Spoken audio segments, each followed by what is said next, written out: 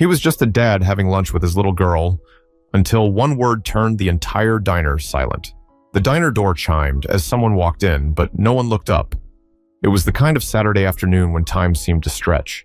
The smell of bacon and syrup hung in the air, plates clattered, and the soft hum of conversation filled the space. At a corner booth by the window sat Darius Monroe, a tall man in his early 40s with calm eyes that had seen too much. Across from him sat his 10-year-old daughter, Amaya, swinging her legs beneath the table, trying to balance a strawberry on her fork before it fell. "Dad, you're cheating," she giggled, seeing him snatch the strawberry mid-air. "That's called training, sweetheart," he said, smiling. "Years of catching things before they hit the floor." "Like what? Pancakes?" she teased, laughing again. He chuckled softly. "Something like that." To anyone watching, they looked like any father and daughter sharing a meal. No one would have guessed that the quiet man pouring syrup over his daughter's pancakes had once led missions that would never appear in history books. He'd spent years in the shadows, silent, invisible, and efficient. But here, with his little girl, he was just dad. Darius leaned back, letting the moment sink in. He'd traded his uniform for oil-stained coveralls, long nights in a Navy mechanic shop, and weekends like this. He didn't miss the adrenaline anymore.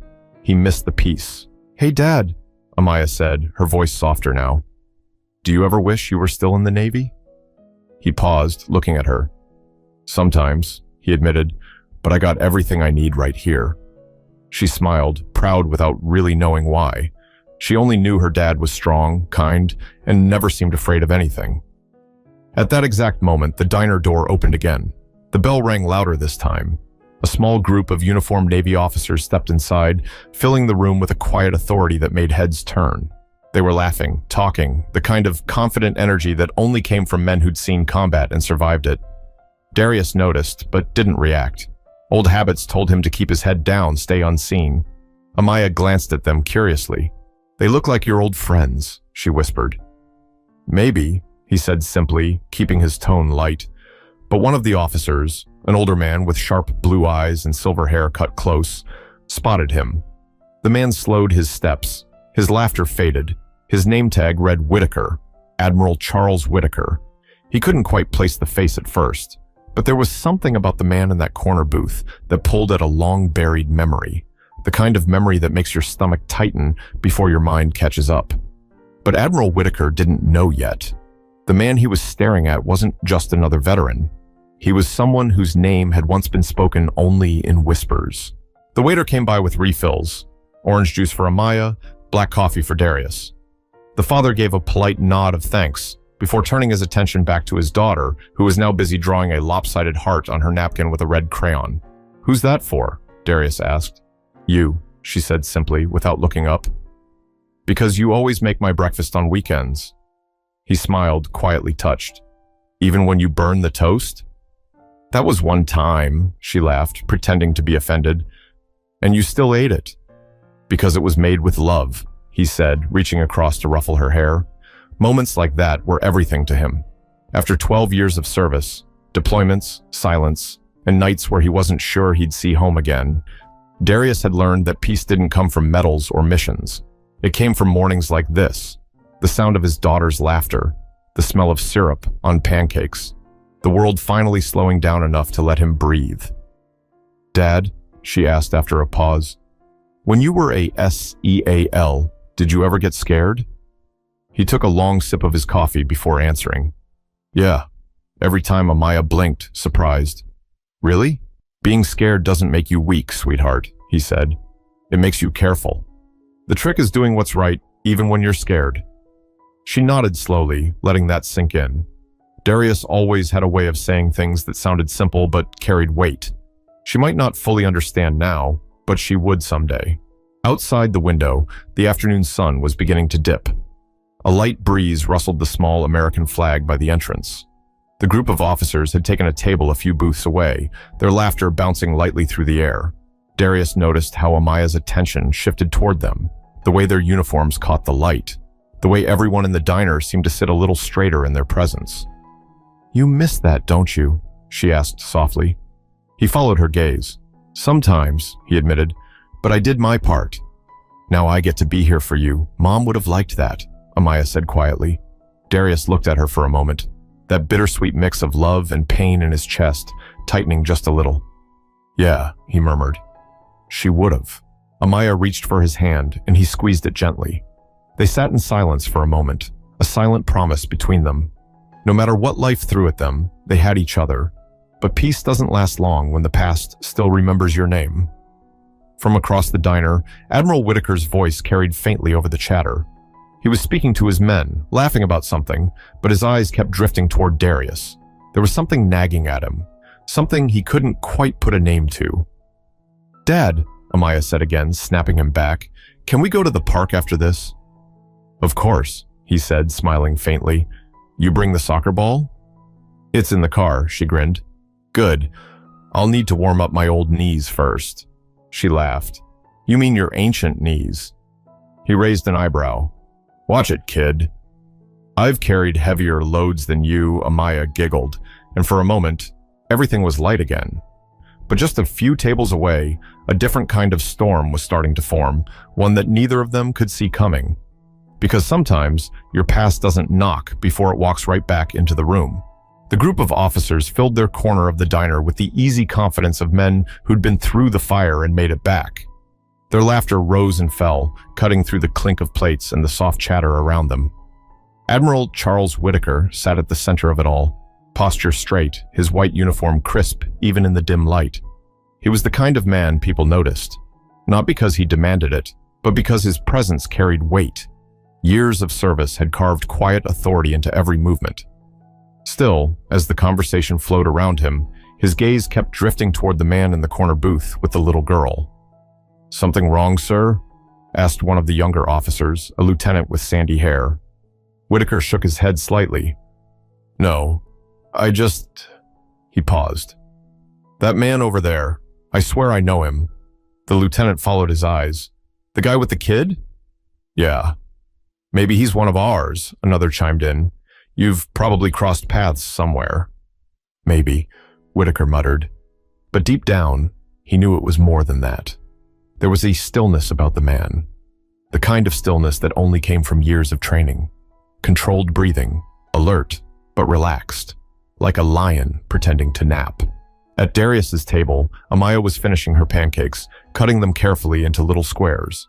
Dad, can I get one of those milkshakes? She asked, pointing toward the menu taped near the napkin holder. You already had juice, he said, pretending to think it over. Please? He sighed dramatically. All right, but you're sharing it. Deal. She smiled, triumphant. He motioned to the waiter, ordered one chocolate milkshake with 2 straws, and leaned back again. That's when he noticed them. The group in uniform, the Admiral's eyes flicking in his direction now and then. Darius's instincts kicked in instantly, even if he didn't show it. He noticed the patches, the posture, the way they carried themselves. Navy. SEALs, maybe. His people once, but a lifetime ago. He didn't feel fear. He felt awareness. Observation. The kind that never truly leaves a soldier. Dad? Amaya said, following his gaze. Do you know them? Darius hesitated, then smiled. No, sweetheart. Just some folks from work. Kinda... She accepted that answer easily enough, sipping her water while drawing another heart on her napkin. At the other table, Whitaker couldn't resist anymore. Excuse me a minute, he told his officers. He rose, his movements slow and deliberate, curiosity tugging at him like a thread he couldn't ignore. As he walked toward Darius's booth, a few patrons turned their heads. There was something unusual about the way the two men's paths seemed destined to cross. Darius noticed him coming. His eyes met Whitaker's halfway, calm, steady, unreadable. No recognition in his expression, or maybe too much for words. Excuse me, the Admiral said politely as he reached the booth. I couldn't help but think I've seen you before. You served, didn't you? Darius gave a small nod. Yes, sir. Long time ago, the Admiral smiled, trying to keep it casual. Navy? Yes, sir. Ah, I thought so, Whitaker said, leaning slightly on the booth. What was your call sign? We all had one, right? Amaya looked up, curious. What's a call sign? She asked. It's like a nickname, Whitaker explained with a grin. Every SEAL has one, usually something tough, something earned. He looked back at Darius, expecting a simple answer. Maybe something playful. But the diner's air felt heavier all of a sudden, as if time itself slowed. Darius looked at his daughter, wiped a drop of syrup from her cheek, and said quietly, "Iron Ghost." For a heartbeat, Whitaker didn't react. Then his face froze, the humor draining away. Because that wasn't just any name.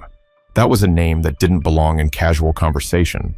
A name buried deep inside missions no one was supposed to remember. For a moment, Admiral Whitaker just stood there, his lips slightly parted as if his mind was trying to catch up to what his ears had heard. "Iron Ghost?" he repeated slowly, almost in disbelief. Darius didn't answer. He didn't need to. The way he held that calm gaze, still, respectful, but utterly grounded, said it all. Whitaker's smile faltered, replaced by something heavier. The noise in the diner seemed to fade. Forks stopped clinking. Conversations dulled to whispers. The other officers at Whitaker's table had gone quiet too, exchanging uncertain looks. The Admiral cleared his throat, his voice a shade lower now. That's a name I haven't heard in years." Darius gave a small, polite nod. "That's how I like it." Amaya looked between them, confused. "Dad? What's wrong?" "Nothing, sweetheart," Darius said gently. "Just talking." But Whitaker wasn't done. He was searching Darius's face now, the memories unfolding one after another. The old mission reports, the whispered stories about the man who could move through enemy lines without a sound, who never missed, who never left anyone behind. A ghost.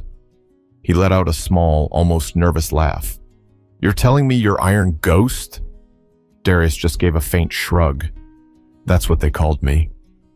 A long time ago, the Admiral sat down slowly, sliding into the seat across from him without waiting for an invitation. "I'll be damned," he murmured. "I thought that was just a story, a morale thing. We all heard about Iron Ghost back in the day. Nobody ever knew if he was real. Most things are better left that way," Darius said quietly, taking a sip of his coffee. Amaya, wide-eyed, whispered, "Dad, what's Iron Ghost?" Darius smiled faintly at her. "Just a name from the past, baby. Doesn't mean much anymore." Whitaker shook his head, still in disbelief. "Doesn't mean much? You were a myth, Monroe. Half the guys thought Command made you up. You'd show up on the most impossible ops, get people out alive, vanish before the dust settled. We used to joke you didn't even breathe the same air as the rest of us." Darius didn't respond. He wasn't one for war stories. The Admiral leaned forward, his tone softening. "Why'd you never take the commendation? The record's blank after 14, classified black. You just disappeared." "I had other things to take care of," Darius said, glancing at Amaya. Whitaker followed his eyes and nodded slowly. "Family." "Family," Darius echoed. "You learn what matters after you've seen enough." For a long moment, the two men just sat there, one wrestling with awe, the other with the ghosts of a life he'd left behind. Amaya broke the silence. "Dad, did you save people?" Darius looked at her gently. "I tried to. Sometimes I did. Sometimes I couldn't." Her small hand reached across the table and touched his. "I think that's brave." He smiled softly. "Thank you, baby girl." Whitaker's eyes softened too, his earlier pride replaced by something quieter. Respect. "I didn't mean to interrupt your meal," he said finally. I guess I didn't expect to meet a ghost today." Darius gave a small smile. "No harm done, sir." The Admiral stood, still looking a little shaken. "If half the things I've heard are true, you did more for this country than anyone knows." Darius looked back at him. "Then let's keep it that way. But secrets never stay buried forever. And sometimes, respect can stir up truths you thought you'd buried for good." For a few seconds, no one moved. The diner, once full of chatter, had gone strangely still. You could almost hear the faint hum of the ceiling fan turning above them. Whitaker stood there, trying to steady his breath, while Darius calmly folded his napkin beside his empty plate. Amaya didn't fully understand what had just happened, but she could feel the change in the air. Kids always could. Her dad, normally so warm and easygoing, was quieter now. Not tense, just contained. The waiter arrived with their milkshake, smiling until he noticed the look on both men's faces. He placed it gently on the table and slipped away without a word. Whitaker broke the silence first. "You know," he said quietly, There were nights back in Helmand province, we'd get reports that Iron Ghost had been there. No one ever saw you come or go. Just the aftermath. People alive who shouldn't have been. We used to call it divine intervention. Darius stirred his coffee, not looking up. It wasn't divine. Just training and luck. The Admiral's mouth twitched, a faint, almost tired smile. Humility too, I see. Amaya's brow furrowed. Dad, did you help that man? Darius finally looked at her. A lot of people, honey. That's what we were supposed to do. Whitaker's gaze softened. Supposed to, but not everyone did. The way he said it, low, regretful, made Darius glance up at him for the first time. There was history in that tone, pain too. I lost men, Whitaker continued quietly. Some to bad intel, some to bad luck. But the ones you saved, they never stopped talking about you. Said you didn't speak much, just showed up when things were at their worst. Darius's eyes drifted toward the window. That's the job. You go where it's ugly and hope you make it out. Amaya was still listening, her straw now sitting untouched in the milkshake. Did you ever get hurt? She asked. Once or twice, Darius said lightly, but nothing I couldn't walk away from. Whitaker studied him as if trying to read what wasn't being said. I heard you carried a man 3 miles through enemy lines after your team went dark. That was a long time ago. You didn't get a medal for that. I didn't need one. The Admiral leaned back, silent for a beat. You ever wonder why people like you don't get recognized? Darius gave a faint smile. Because people like me weren't supposed to exist. Whitaker nodded slowly, the weight of that truth sinking in. It wasn't bitterness in Darius's voice, just quiet acceptance. The kind that comes after too many years of watching history erase the names that made it possible. Amaya reached for his hand again. You're my hero, Daddy. He smiled, his expression softening instantly. That's all I ever wanted to be. Whitaker looked down, his throat tightening. It wasn't often he found himself speechless, but something about that small exchange between father and daughter hit harder than any battlefield memory ever could. Monroe, he said finally, voice low. I owe you an apology. For walking up like that, for joking. I didn't realize who I was talking to. Darius shook his head. You don't owe me anything, sir. I'm just a dad now. But deep down, Whitaker knew. Men like Darius never really stop being who they were. They just find quieter ways to serve. The conversation could have ended there. 2 men with shared history quietly acknowledging each other before going their separate ways. But Whitaker didn't move. Something in him couldn't. It wasn't just recognition anymore. It was guilt. He cleared his throat, trying to steady his voice. You know, I think I read one of your mission reports once. Well, what was left of it. Half of it was redacted. Black lines everywhere. Darius gave a faint smirk. Sounds about right. Whitaker leaned forward slightly, lowering his voice. Operation Lockstep, Northern Afghanistan, winter of 2013. Ring any bells? Darius didn't answer. His jaw flexed once, just once, before he took another sip of coffee. That was all the confirmation Whitaker needed. I was a commander back then, the Admiral continued. We were pinned down. Ambush. Sandstorm came out of nowhere. We thought the whole unit was gone. He paused, his tone softening. But the next morning, there was a trail. 3 miles long, footprints, shell casings, drag marks. You pulled 4 men out of there, didn't you? Darius stayed silent. Amaya's eyes widened. You saved people in a sandstorm? He met her gaze, a small smile tugging at the corner of his mouth. Something like that. Whitaker looked between them, almost amazed. You didn't even wait for backup. You went in alone. Darius set his cup down carefully. Sometimes waiting costs lives. You do what you have to do. The Admiral exhaled through his nose, shaking his head slowly. You know, I've met a lot of brave men in my life, but none who walked away from that kind of record. Walking away was the bravest thing I ever did, Darius said. Whitaker tilted his head, studying him. Why? Because when you stay too long in that world, you forget what you're fighting for. His voice dropped slightly, almost like he was speaking to himself. You stop being a person and start being a mission. I didn't want my daughter growing up with a ghost for a father. Amaya looked up at him, trying to understand. But you were a hero. He smiled softly, brushing her hair from her face. A hero's just someone who did what needed to be done. Doesn't mean he's perfect. Whitaker's tone grew thoughtful. I lost my son around that time, he said suddenly, surprising even himself. He was stationed out in Kandahar. I used to tell myself maybe he was saved by one of your kind, someone who never asked for credit. Darius looked at him, quiet for a moment. Maybe he was. The two men sat in silence for a beat, two fathers, both scarred by service in their own ways. Amaya leaned forward on her elbows, her curiosity breaking the heaviness. Dad, when you left the Navy, did people know? Darius smiled gently. No, I just stopped showing up. They moved on, and so did I. Don't you miss it? She asked. Sometimes, he admitted, but I'd miss you more. That made her smile. A pure, innocent kind of smile that seemed to ease the tension around the booth. Even Whitaker felt it, like a small piece of something lost being found again. He nodded slowly. You did the right thing, Monroe. Maybe the rest of us just forgot what that looks like. Darius looked down at his hands. We all serve in different ways, sir. Some on the field, some at home. The Admiral sighed, his voice quieter now. You ever think about coming back? Even in a training role? Men like you, we could use them. I have someone to train already, Darius said, glancing at his daughter. She keeps me plenty busy. Whitaker chuckled softly, shaking his head. She's got your eyes, you know that. She's got her mother's heart, Darius said.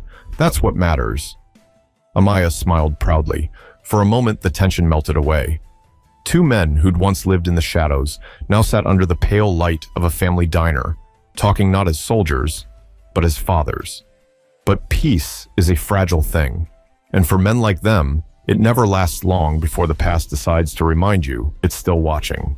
Whitaker sat quietly now, his elbows resting on the edge of the table, watching the man across from him with a mix of admiration and regret. The other officers had gone silent too, trying not to stare but unable to look away. You could feel it in the air, that rare, unspoken respect that no medal or title could command. After a while, he said softly, You know, Monroe, I used to think leadership was about standing in front of people, giving orders, making decisions that others couldn't. But seeing you here, with your little girl, I realize it's about knowing when to step aside. Darius gave a small nod. Sometimes the hardest thing to do is walk away from what you're good at. Whitaker smiled faintly. Yeah, but maybe it's the only way to stay human. Amaya leaned forward again, sipping her milkshake, her big eyes shifting between the two men. Dad, did you ever meet him before? Darius shook his head. No, sweetheart. But we've walked in the same places. Whitaker looked down at his hands for a moment, then back up. You know, when you spend years commanding men, you start believing you understand sacrifice. But you... He hesitated, then continued. You lived it. Darius tilted his head. We all did. Some of us just made it back. The Admiral chuckled softly, though it didn't quite reach his eyes. You ever wonder if the world will remember the people who really made a difference? No, Darius said simply, because if you do it for recognition, you've already lost sight of why you did it in the first place. Whitaker sat back, letting the words hang there. They weren't dramatic, but they hit hard. The kind of truth that made you rethink everything you'd ever believed about pride and service. You're a better man than most of us, Monroe. Darius gave a faint smile. I'm just a man who learned to listen. Whitaker nodded. Maybe that's what we all need to learn. Amaya looked at both men, then asked, What's going to happen now? Darius smiled. We finish our milkshake, pay the bill, and go to the park. That's what's going to happen, she giggled, content with that answer. Whitaker's expression softened. You know, I think that's the best mission plan I've heard all week. Darius raised an eyebrow slightly. You still plan your days like ops, huh? Old habits die hard, Whitaker replied. But seeing you here, it's a reminder. We forget that peace takes just as much discipline as war. Darius nodded. Yeah, the difference is peace doesn't get the same medals. Whitaker looked down, smiling quietly. Maybe it should. For a few seconds, there was nothing but the sound of Amaya's straw slurping at the bottom of the milkshake glass. Then she looked up and said, "Dad, when I grow up, I'm going to be brave like you." Darius reached across and squeezed her hand. "You already are."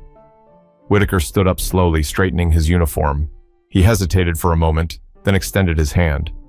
"It's been an honor, Monroe." Really, Darius stood, shook his hand firmly. "Likewise, sir." Whitaker held his gaze a little longer. "If there's ever anything I can do for you, anything, you just call." "I appreciate that," Darius said, his tone sincere but measured. "But I've got everything I need right here." The Admiral looked down at Amaya and smiled. "You've got a good dad, young lady." "I know," she said proudly. He chuckled, nodding before turning to leave. As he walked back to his table, his men looked at him expectantly. He just said quietly, "That man's the reason some of us are still breathing. Show some respect." The younger officers exchanged glances and nodded silently. Darius sat back down, watching Whitaker leave the diner a few minutes later. For once, the man who had been a ghost was seen, not as a legend, not as a soldier, but as something far rarer. A father, a human being. But the weight of being remembered can be as heavy as being forgotten. And Darius knew that the moment you stop running from your past, it finally starts to rest. The check arrived quietly, slipped onto the edge of the table by the same waiter who hadn't dared interrupt since the Admiral left. Darius reached into his pocket, pulled out a folded 20 and a few crumpled bills, and left them neatly beneath the receipt. Amaya finished the last of the milkshake and wiped her mouth with the back of her hand. "You think that man will tell people about you?" she asked. Darius smiled faintly. "Doesn't matter if he does. People believe what they want to believe. But he looked like he was scared and proud," she said, "like he saw a ghost." He chuckled at that, shaking his head. "Maybe he did." They slid out of the booth and Darius helped her with her jacket. As they walked toward the door, the other patrons tried not to stare. Some whispered softly, others just nodded.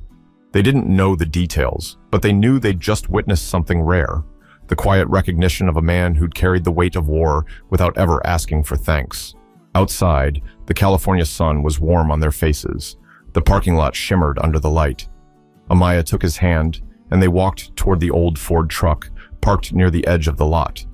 For a while, they didn't speak. The silence between them wasn't heavy. It was peaceful. Finally, Amaya broke it. "Dad, if you were a hero, why didn't you ever tell me?" Darius smiled softly, opening the truck door for her. "Because real heroes don't need to say it. They just keep doing what's right." She climbed in, thinking about that as he started the engine. "So, you don't miss it? The missions, the people." He looked ahead at the road, the diner shrinking in the rearview mirror. "I miss some of them," he said, "but every man out there is trying to make it home. I made it home. That's enough." Amaya leaned back against the seat, watching the sky outside her window. "Do you think that man will remember you?" Darius thought for a moment. "He doesn't need to remember me, as long as he remembers what matters." At that same moment, inside the diner, Admiral Whitaker stood alone by the counter, waiting to pay. His reflection caught in the chrome napkin holder. For the first time in years, he felt small, humbled in the best way. He looked out the window and saw Darius walking toward his truck, holding his daughter's hand. And it hit him. All his years chasing promotions, medals, and ceremonies. None of it compared to what that man had built in silence. He whispered under his breath, "Iron Ghost." Guess the legends were true after all. The young officer behind him asked, "Sir?" Whitaker smiled faintly. "Just thinking out loud, son. You ever meet someone who reminds you what all this is supposed to mean?" The officer looked confused. "Can't say I have, sir." Whitaker picked up his change. "You will." Outside, Darius's truck rolled out of the lot, the sunlight catching the edges of the windshield. Amaya was talking animatedly about the park, her voice bright and innocent. Darius listened, nodding along, content. He knew the world was full of men chasing recognition, but very few ever found peace. He'd learned the hard way that silence isn't weakness. It's strength that no longer needs to prove itself. As they turned onto the main road, Amaya leaned her head on his shoulder. "I love you, Daddy." "I love you more," he said. She smiled. "I still think Iron Ghost is a cool name, though." He laughed softly. "Let's keep that our secret, all right?" "Deal." The road stretched ahead, long, quiet, and open. Darius drove on, one hand on the wheel, the other resting near his daughters. No more missions, no more orders, just life. Because in the end, the greatest battles aren't fought on foreign soil. They're fought inside ourselves, between pride and peace, noise and silence, fame and family. And the ones who truly win are the ones who choose peace. If you took something from this story, remember this. You don't have to be seen to make a difference. Sometimes, the quietest lives echo the loudest.